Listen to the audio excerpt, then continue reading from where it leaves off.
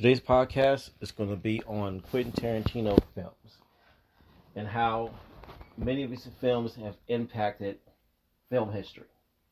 All right, this is going to be a long podcast because I've upgraded and I started using more data to use with. So I'm gonna try to get in as much depth as I can when I talk about Quentin Tarantino films. I'm going to veer off a few times and talk about other films, but they'll still be in the same vein as Quentin Tarantino. So I'm not going to be going off completely off topic when I talk about these films. So I'm going to give you a quick summary of his life. Start with his beginning. Quentin Tarantino, full name Quentin Jerome Tarantino, was born March 27, 1963, in Knoxville, Tennessee. Blah blah. You know about his pop culture. I'm not gonna get to that. Quentin Tarantino worked in a video store in California before selling two screenplays to become True Romance and Oliver Stone's Natural Born Killers. In 1992, he made his directing debut with the film Reservoir Dogs, a violent film about a failed jewelry store robbery. 2 years later, he established himself as the leading director with the hit film Pulp Fiction, a provocative film which featured interesting crime dramas. Won the Palm, some film festival and Cannes Film Festival. All right, I'm not gonna try to read all at once, so I'm going to just stick with the first his screenplay credits first. Screenplays, consisted of True Romance and Oliver Stone's Natural Born Killers. Natural Born Killers itself, it's not one of my favorite anymore. I actually went to go see it with my brother years ago. It's a weird film to see at a theater, and it was a good film at its time, very controversial film, but it made its point. Oliver Stone has always been a very not provocative.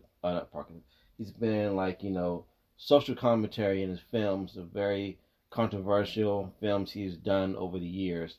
So this one is not any different than any other one. Natural Born Killers. I'm gonna see if they can let me put the cast.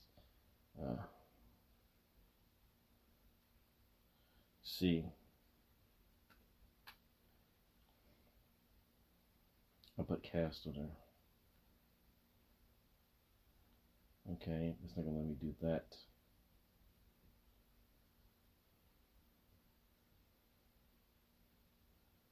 Let's see. Bear with me because it's just giving me snippets of it. But you would think the fact that I'm gonna put Natural Born Killers itself in. Let's see.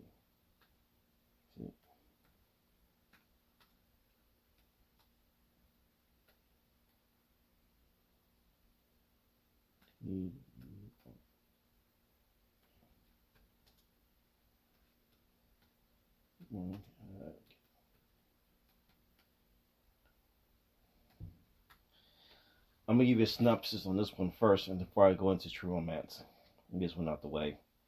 Let's see. Mickey Knox, Valerie. Well, they got married, I guess. I used her name. Let's see. Full film. I'm gonna give you a quick run through on this film. They give me a plot. I don't really need to. I can just tell you because it's pretty much straightforward. I really just needed to look up the cast itself. But basically, it's a film. There's an adaptation, or an adaptation. It's based on actual real people. The Starkweather murders. A 2-day killing spree that killed numerous people.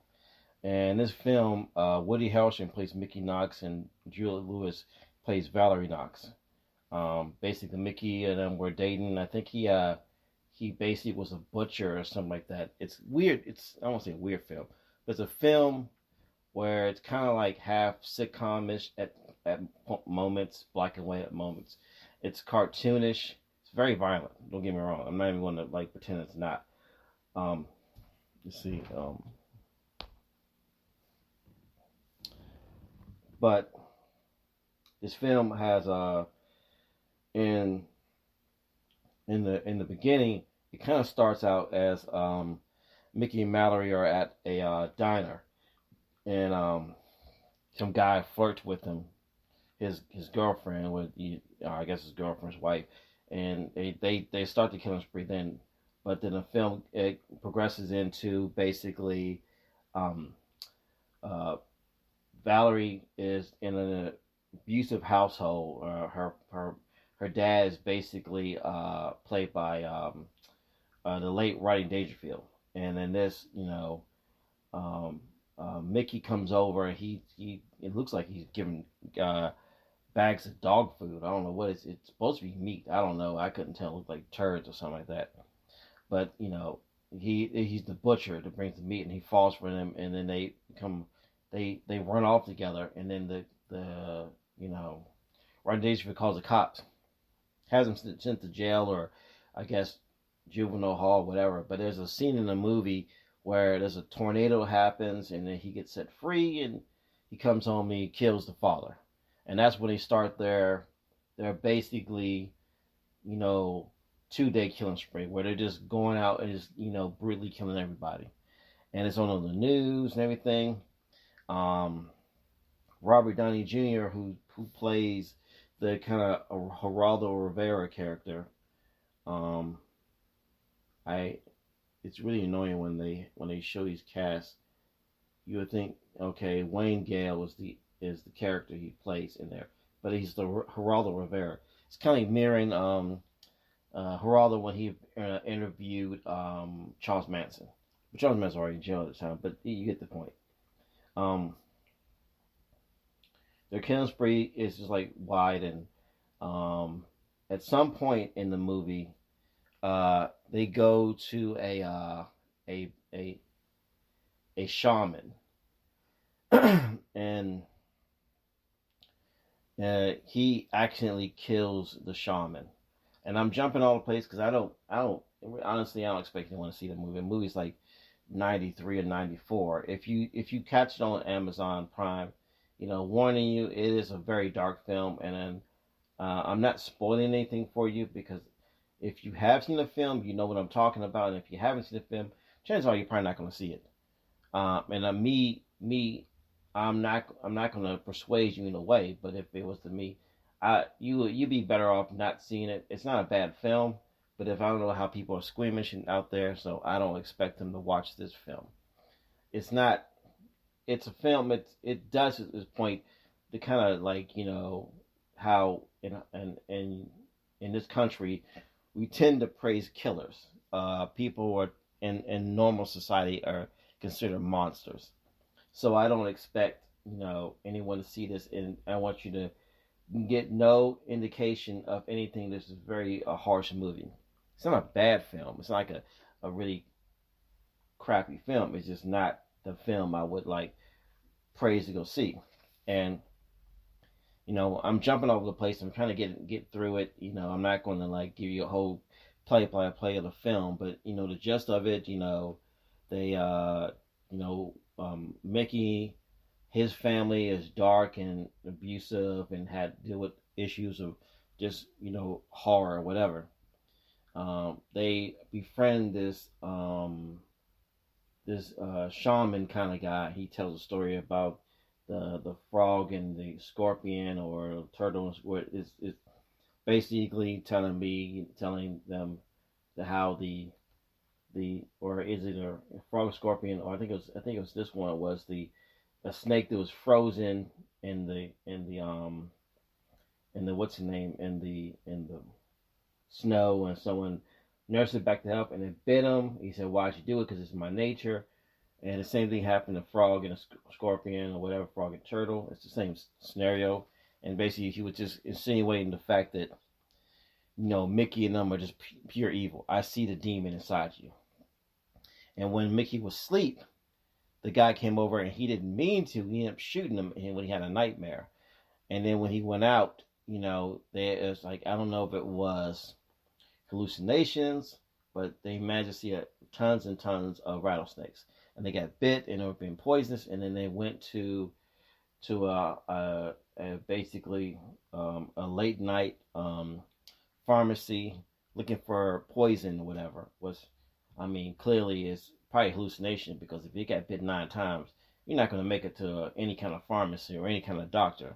You get bit one time, you're really on borrowed time, especially in the desert. One rattlesnake will kill you, and poison is antidotes not come by, and it's sure not going to be in a pharmacy late at night. He saw what he was about to do, and the cops are already gaining on him, and basically they beat the crap out of him, and he sent him to jail. And that's when Wayne Gale, I think his name is Wayne Gale.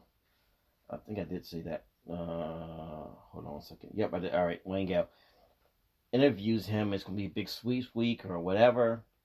Then he gives his speech in there, and I think that place is already a powder keg already. And they also have to deal with the contempt of a Jack Scagnetti, played by Tom Sizemore. I think he kills a prostitute in the movie. Everyone's pretty much monsters in this movie for the most part. Whether they're like leeches or whatever, they're all monsters. And he's no exception. And basically, he interrogates and he beats the crap out of Mallory. And while Vicky's in the other cell, he's being interviewed by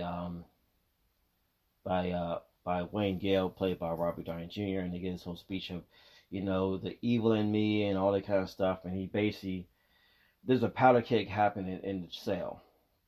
There's a riot about to happen. And I think Mickey inadvertently started it. He maybe didn't, or whatever. And everything chaos is happening around him.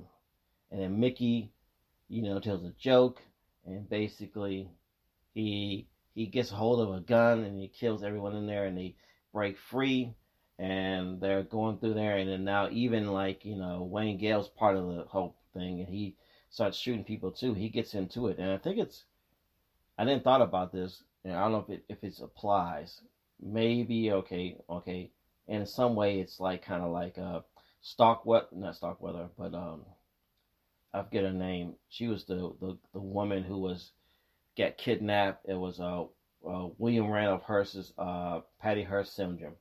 It's called Stock syndrome too, but the Patty Hearst thing. But he didn't keep that long enough to be going there. He clearly has some problems of his own, but he starts shooting guards too, and they finally get out of there. And I'm sorry, I forgot. I should have mentioned Tommy Jones. He plays the prison guard, and he's basically, left inside the prison while they basically got him. That's why I say I'm not going to say watch the film.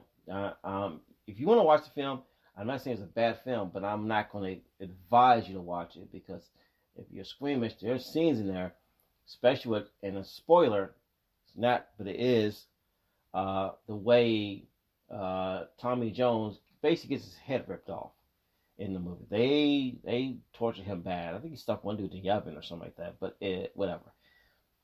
Okay, Robert Downey Jr. and them, they get out. He's talking about how he's going to get, basically, going to be like Simon Rusty and go through and kill and interview, whatever. It's like, that was not the plan. Well, you got to die too.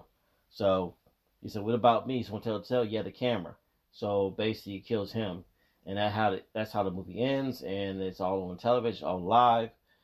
But that's the theatrical version. The extended version is basically, and it's in the DVD, where they explain that there's a angel of death, And he said in certain scenes, you can see him in scenes where he's in the prison, he's at the diner, or